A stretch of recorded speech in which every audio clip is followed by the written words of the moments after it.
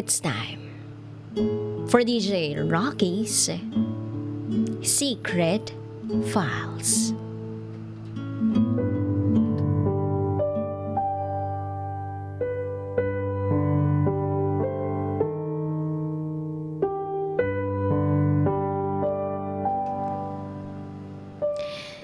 May nangyayari sa amin ng stepdad ko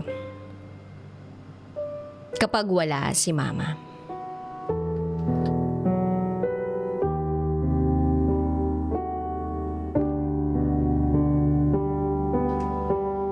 Yes, may nangyari sa amin ng stepdad ko. Dahil laging wala si mama sa bahay.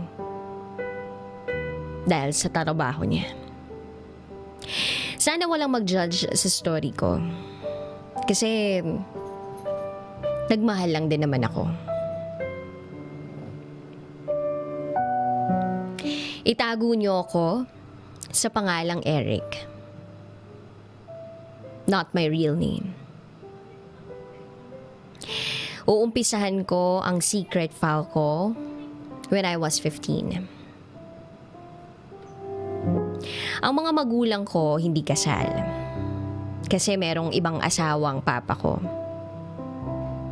Isang araw, nabalitaan ko na lang kay auntie na pinapasundo daw ako para pumunta kami ng Australia. Naguluhan ako. Dahil ang totoong tatay ko naman ay walang pake sa akin.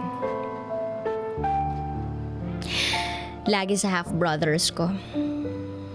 Kaya pumayag ako. Nagulat na lang ako ng pagdating namin sa Australia. Nandun si mama. May kasamang isang lalaki. Aussie. Kaya pala ako pinasundo ni mama dahil ikakasal na pala siya sa lalaking hindi niya naman ikinakwento sa akin. 2 years na pala sila ni Tito Colton. Not his real name. Same age sila. Bagay na bagay nga sila eh. My mom asked if okay lang ba sa akin yun. And I agreed naman. Because I believe she deserves to be happy. They got married after 1 week nang makarating ako doon. At minadali ni mama ang pag-sponsor ng citizenship sa akin para doon na ako tumira kasama si mama at ang asawa niya. Daddy Colton na pala. Masaya kaming tatlo makalipas ang ilang taon. Lagi kaming nagkukwentuhan, nagtatawanan, at kung ano pang ginagawa ng masayang pamilya. Pero nung nag-18th birthday na ako, bumukod na ako kina mama at daddy.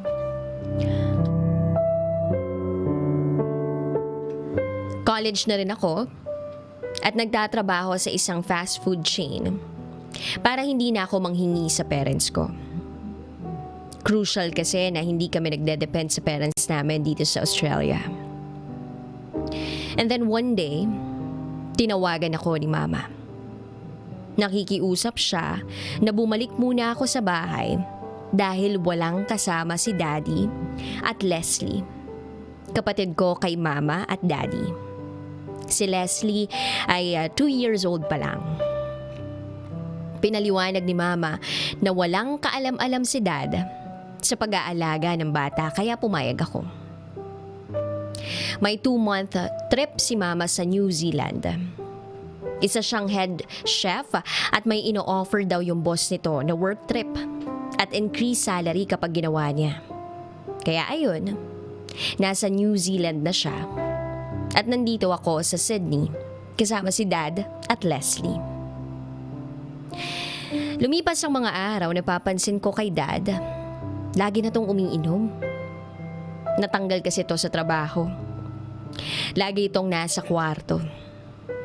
Pagdating ko nga sa bahay, ay wala na si mama at si Leslie.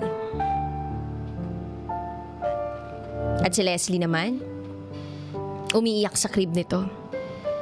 Si Dad, umiinom lang sa kwarto nila Mama. Para na nga akong yaya sa bahay.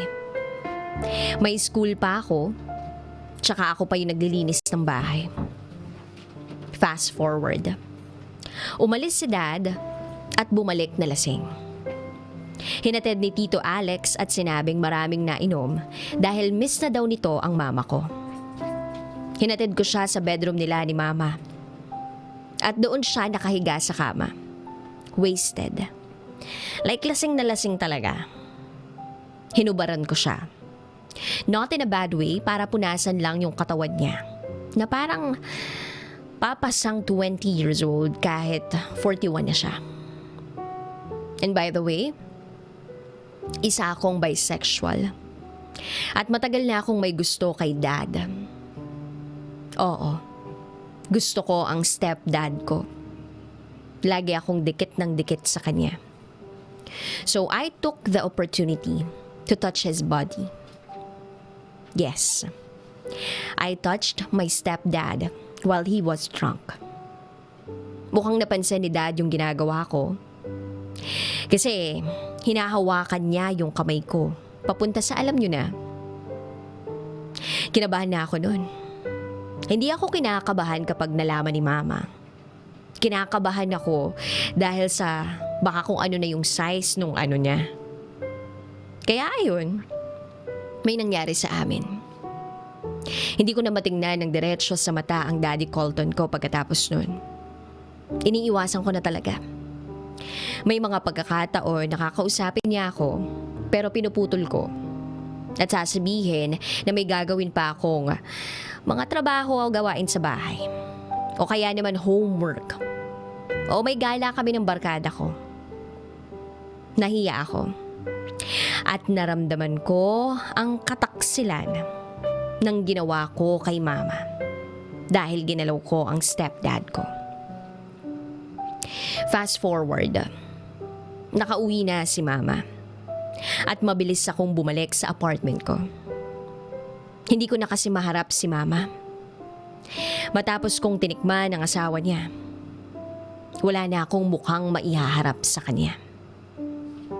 My mom understood na bakit hindi ako nagtagal dahil busy siya kay Leslie at sa work. Fast forward. Papasok na ako ng apartment. Galing ako ng school nang makita kong nakahiga si Dad sa bed ko.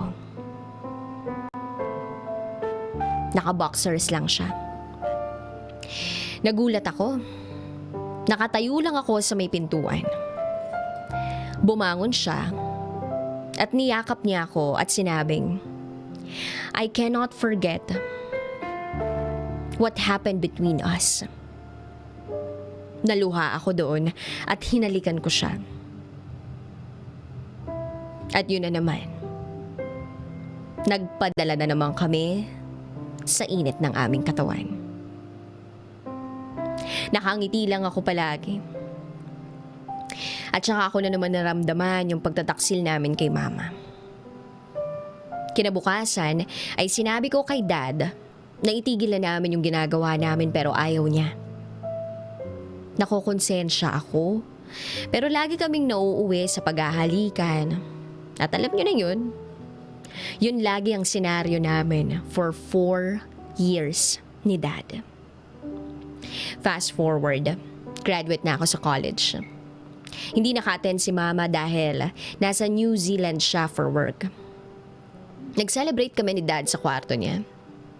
Samantalang si Leslie, ang half-sister ko, binilin muna namin sa friend ni Mama. I admit, masaya ako sa relasyon namin ni Dad ko. Yes, we are in a relationship behind my mother's back. Pero hindi na ako nakonsensya. Kapag nandito si Mom sa bahay, laging nakatuon yung atensyon niya kay Leslie. At pagkakataon na namin yun ni Dad, na alam nyo na. Fast forward ulit, nasa New Zealand na naman si Mama, Kami lang ni Dad sa bahay. Usual routine. Everywhere in the house. Lahat ng silid sa bahay, nagawa na siguro namin ng milagro. And until now, 8 years na kami ni Dad. Pero hindi pa rin alam ni Mom. Nakokonsensya ako.